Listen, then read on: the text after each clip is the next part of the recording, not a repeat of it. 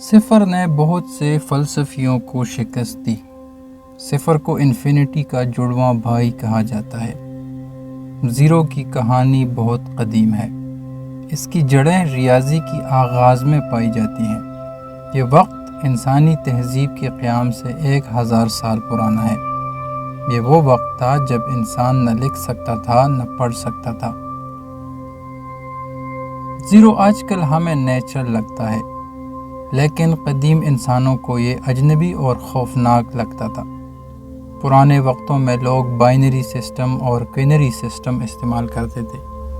Binary system میں صرف 1 اور 2 استعمال ہوتا ہے۔ کوئنری سسٹم میں 5 نمبر استعمال ہوتے ہیں۔ قدیم مصری تقریباً 5000 سال پہلے مختلف عددوں کے لیے مختلف علامتیں استعمال کرتے تھے۔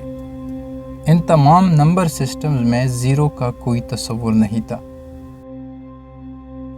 ریاضی میں جیومیٹری کا دریافت دریائے نیل میں سیلابوں کی وجہ سے ممکن ہوا۔ قدیم مصر میں ہر کھیت پر نشان لگے ہوتے تھے۔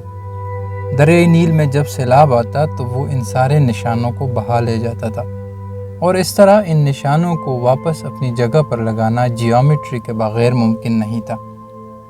قدیم مصری مختلف چیزوں کا حجم بھی معلوم کر سکتے تھے، لیکن مصر میں بھی صفر کا کوئی تصور نہیں تھا۔ قدیم یونانی اپنے فلسفے میں ریاضی استعمال کرتے تھے۔ وہ مختلف نمبرز کو مختلف لفظوں سے ظاہر کرتے تھے۔ مثال کے طور پر وہ 100 کے لیے h استعمال کرتے تھے، اسی طرح وہ m1000 کے لیے استعمال کرتے تھے، لیکن یہ یونانی نہیں تھے جنہوں نے زیرو کو دریافت کیا۔ یہ کیا وجہ تھی کہ مصری اور یونانی اپنے نمبرز میں زیرو کو استعمال نہیں کرتے تھے؟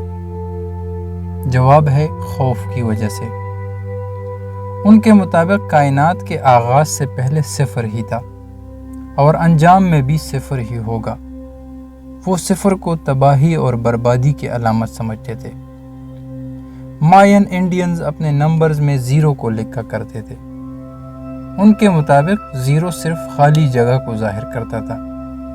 ماین انڈینز کے نمبرز بھی عجیب و غریب ہوتے تھے۔ وہ بھیانک شکلوں کے ذریعے مختلف نمبرز کو ظاہر کرتے تھے۔ سب سے پہلے ہندوؤں نے اپنے نمبرز میں زیرو کو قبول کیا۔ برہما گپتا نے سب سے پہلے زیرو کو نمبرز میں لکھا۔ برہما گپتا 7ویں صدی کا مشہور ریاضی دان تھا، جس نے نمبرز کو جمع اور منفی کرنے کے قوانین بھی بنائے تھے۔ پہلی دفعہ زیرو کو ایک نمبر کے طور پر قبول کیا گیا۔ ہندوؤں سے مسلمانوں نے زیرو کا تصور لیا۔ ہندی میں زیرو کو شونیہ کہا جاتا تھا۔ مسلمان زیرو کو صفر کہتے تھے۔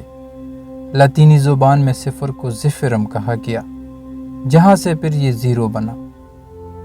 کہتے ہیں کہ زیرو نے یورپ کے سائنسی انقلاب میں بہت اہم کردار ادا کیا۔